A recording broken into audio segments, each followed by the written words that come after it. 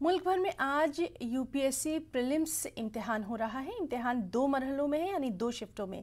पहला मरहला सुबह 9:30 में शुरू हो चुका है, जो 11:30 बजे तक रहेगा।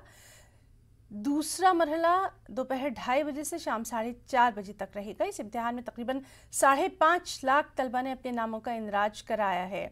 इंतज़ामिया की तरफ से हर सेंटर पर खुसूसी इंतजामात किए गए हैं। सीधे रुख करेंगे हमारे नुमाइंदे राजीव तिवारी का। राजीव, आपसे जानना चाहेंगे, कोरोना के दौर में ये इम्तिहान हो रहा है, क्या कुछ वहाँ पर ख़ास इंतजामात?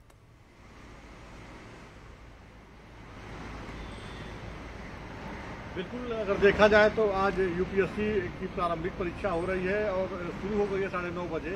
और सबसे महत्वपूर्ण बात यह है कि कोरोना संक्रमण को देखते हुए कोरोना प्रोटोकॉल को सभी लोगों को फॉलो करना है, सैनिटाइज करना है और मास्क लगाना है, जो दूरी है उसको दूरी बना कर रहना है। तो तमाम जो बातें हैं उनको सारे परीक्षार्थी फुलफिल कर रहे हैं और इसको ध्यान में रखते हुए लोग परीक्षा में प्रवेश किए हुए हैं। परीक्षा चल रही है, 2 पाली में परीक्षा होगी। एक 9:30 बजे शुरू होगी, 11:30 बजे तक चलेगी।